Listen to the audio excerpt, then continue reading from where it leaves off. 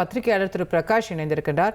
திரு பிரகாஷ், இந்த மீட்டிங்கை உங்களுடைய பார்வையில் எப்படி பார்க்குறீங்க? இது ஒரு வழக்கமான ஐபிஎல் மேட்சுக்கு முன்னாடி கோச் கூப்பிட்டு பெப்டாக் கொடுக்குற மாதிரின்னு நாகராஜ் சொல்றாரு. உங்களுடைய பார்வை? எனக்கு இந்திய பிரதமருக்கு வேற வேலை எதுவும் இல்லையான்ற கேள்விதான் வருது. ஒரு ஆஃப் டே உட்காந்து இவங்க கிட்ட எல்லார்கிட்டயும் வேட்புமனு 25 பேர் புதுசா போடுறாங்க. அந்த மனுக்கள் எல்லாம் எப்படி போடணும், அதுல எதுவும் பிரச்சனை வரக்கூடாதுன்னு யாரு கோச்சிங் அப் கொடுக்கிறாருன்னா இந்திய நாட்டு பிரதமர். இல்ல, அவர் வேட்புமனுக்கு மட்டும்னு சொல்லல. வேட்புமனு நம்ம ஒரு கேள்வியா கேட்டப்போ அது வந்தது. பட் பொதுவா இந்த தேர்தலை எப்படி கையாளணும், நம்ம இரட்டை இலக்கத்துல வெற்றி பெறணும், அதுக்கான வியூகம்ங்கிறத ஒரு மோட்டிவேஷனா இன்னைக்கு பேசியிருக்காருன்னு அவருடைய பார்வை. இல்லங்க, அங்க கிரைசிஸ் இருக்குங்க. ஆப்டர் அண்ணாமலை எக்ஸிட் ஒரு பெரிய கிரைசிஸ் பிஜேபிக்குள்ள இருக்கு. இன்னைக்கு எல்லா ஊடகங்கள்லயும் காலையில பாத்தீங்கன்னா அண்ணாமலைக்கு தேசிய பொறுப்பு கொடுக்கப்படுது அப்படின்னு ஊடகங்கள்ல பிளான் பண்றாங்க. ஏற்கனவே அண்ணாமலைக்கு சீட்டு கிடைக்கும், அவர் மொடக்குறிச்சியில நிப்பாரு, அதுல நிப்பாரு, இதுல நிப்பாருன்னு சொல்லிட்டு இருந்தாங்க. அதுவும் பிளான்டட் ஸ்டோரிஸ் தான். இன்னைக்கு தேசிய பொறுப்பு கிடைக்கும் அப்படின்னு பிளான் பண்றாங்க. சோ அண்ணாமலைன்றதும் அங்க ஒரு பெரிய கிரைசிஸா இருக்கு. கேடர்ஸ் 0ல இருந்து மேல வரைக்கும் கிரைசிஸா இருக்கு. அது எப்படி ஹேண்டில் பண்றதுன்றது ரொம்ப கஷ்டமான ஒரு விஷயமா இருக்கு. ரெண்டாவது, இவங்களுக்கு இவங்க எதிர்பார்த்த மாதிரி பெரிய அளவுக்கான ஆன்டி இன்கம்பன்சி, அந்த இன்கம்பன்சி, இந்த இன்கம்பன்சி எல்லாம் இல்ல, ப்ரோ இன்கம்பன்சி தான் இங்க ஓடுது. அந்த மாதிரி ஒரு சிச்சுவேஷன்ல எப்படி ஹேண்டில் பண்ணணும், இதை எப்படி கொண்டு போகணும்? ஏன்னா தமிழ்நாடு அவங்களுக்கு 2029ல ரொம்ப ஒரு முக்கியமான ஸ்டேட். 29ல எப்படி நம்ம கொண்டு போகணுன்றதுக்கான வியூகம் தான் இது. ஏன்னா போன தடவை விட்டதுனால அவங்க நிதிஷ்குமார் கிட்டயும் சந்திரபாபு நாயுடு கிட்டயும் நிக்க வேண்டியதா போச்சு. ரைட்டுங்களா? அதையே சிபி ராதாகிருஷ்ணன் தான் ஏற்பாடு பண்ணி கொடுத்தாரு. சந்திரபாபு நாயுடுவ அலையன்ஸ் சிபி ராதாகிருஷ்ணனும் வெங்கையா நாயுடு தான் ஏற்பாடு பண்ணி கொடுத்தாங்க. சோ இங்க ரொம்ப முக்கியமான ஸ்டேட். அந்த ரொம்ப முக்கியமான ஸ்டேட்ல ஒரு பெரிய ப்ளோ உள்ள மாதிரி இருக்கு பிஜேபிக்கு. பிஜேபி அண்டர் பெர்ஃபார்மன்ஸ் பண்ணிச்சுன்னா அது 29ல எதிரொலிக்கும். அதுக்கான ஒரு பேட்ச் மேக்கிங் ஒர்க், அதுக்கான அசஸ்மெண்ட் ஒர்க்ல தான் பிரதமர் வந்திருக்காரே தவிர கட்சி இன் ஷாம்பிள்ஸ். இப்போ கஷ்டம்தான் அவங்க தேறி வருது. சீனியர் தலைவர்கள் யாருக்கும் பெருசா சீட்டு கொடுக்கல, முக்கியமான ஆட்களுக்கு யாருக்கும் சீட்டு கொடுக்கல. என்ன சொல்றீங்க சார்?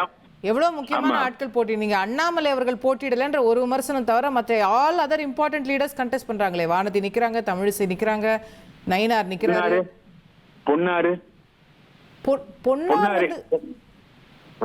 பொன்னாருங்க மேடம். அது அதிருப்தி தானே. அவரு காந்திக்கு பதிலா காந்திக்கு பதிலா கேட்டாரு, அவரு சீட்டு கொடுக்கல அவருக்கு. அந்த மாதிரி அதிருப்தி ஏற்கனவே ஜெயிச்சாங்க இருக்கக்கூடிய எம்எல்ஏக்கு தானே திரும்ப வாய்ப்பு கொடுத்துருக்காங்க. ஆமா, அதான் ஓகே. அது அக்செப்டபிள். ஏற்கனவே ஜெயிச்ச எம்எல்ஏக்கு கொடுக்கறது அக்செப்டபிள். பட் அவருக்கு சீட்டு இல்லைன்றது ஒரு அதிருப்தி. பாஜக அண்ணாமலை டீமே கம்ப்ளீட்டா அவுட் இல்லைங்களா உங்களுக்கு? அண்ணாமலையுடைய ஃபாலோவர்ஸே ஒரு 5 பேர் 6 பேர் அஃபெக்டட் பெரிய அளவுக்கு. மதுரை சீனிவாசன் மட்டும்தான் அதுல, மதுரை ராம சீனிவாசன் அவர் மட்டும்தான் டிஃபரெண்ட். அதுல பாக்கி எல்லாருமே அஃபெக்டட். BJP shambles madam. பெரிய அளவுக்கான அதிருப்தி என்பது அங்க இருக்கு. அண்ணாமலை ஜோதிமணி மாதிரி ஓப்பனா வரலையே தவிர பாக்கி எல்லாத்திலயுமே அவரு கடுமையான அதிருப்தி தான் அவர் வெளிப்படுத்திக்கிட்டு இருக்காரு. அவர் அதான் நம்ம நேற்று இது ஆயுத எழுத்துல கூட பேசணும். அண்ணாமலை அன்பு வட்டம்னு ஒரு வட்டத்தை உருவாக்கிக்கிட்டு அவர் அதுல ஒர்க் பண்ணிட்டு இருக்காரு. சோ அது எல்லாமே ஒரு பெரிய இஷ்யூ அவங்களுக்கு. டோட்டலா ஒரு ஸ்டேட் மீட்டிங்ல பேசப்பட்டிருக்கும்னு கருதுறீங்க? ஆமா, அது மட்டும் இல்ல மேடம். இப்போ ஏடிஎம்கே எப்படி பெர்ஃபார்ம் பண்ண போகுது, ஏடிஎம்கேக்கு என்னென்ன நெகட்டிவ்ஸ் இருக்கு, சசிகலா என்னென்ன இம்பாக்ட், பல தொகுதிகள்ல சசிகலா பெரிய இம்பாக்ட் ஏற்படுத்திட்டு இருக்காங்க. 5000 ஓட்டு, 6000 ஓட்டு, 10,000 ஓட்டுன்னு அவங்க ஒரு பெரிய இம்பாக்ட் ஏற்படுத்துறாங்க. இது தேர்தல் முடிவுகளை எப்படி பாதிக்கும்?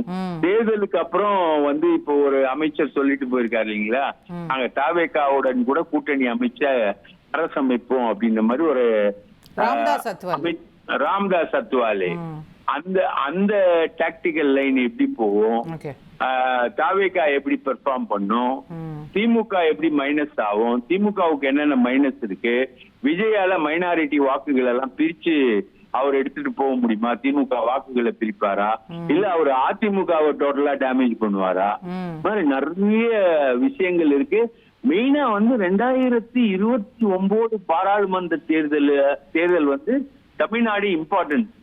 அது வந்து போன பாராளுமன்ற தேர்தல்ல அண்ணாமலையால மிஸ் பண்ண அந்த விஷயங்களை இப்ப பேச்சப் பண்ணிருக்காங்க. அத ஓரளவுக்கு தான் அவங்களால பேச்சப் பண்ண முடிஞ்சிருக்கு, ஃபுல்லா பேச்சப் பண்ண முடியல, இன்க்ளூடிங் சசிகலா. அது எல்லாத்தையுமே உட்கார்ந்து டிஸ்கஸ் பண்ணுவாங்க. ஃபியூச்சர் ரிலேஷன்ஷிப் வித் தாவேகா கூட டிஸ்கஷன்ல இருக்கும். Right right right right very interesting. பார்ப்போம் என்னெல்லாம் பேசியிருக்காங்க, இது அடுத்து உங்களுடைய தேர்தல் வியூகத்தில் எப்படி பரிணமிக்க போகிறது அப்படின்னு. நன்றி திரு பிரகாஷ் இந்த தொகுப்பில் இணைந்ததற்கு. இனி செல்லும் இடமெல்லாம் செய்தி.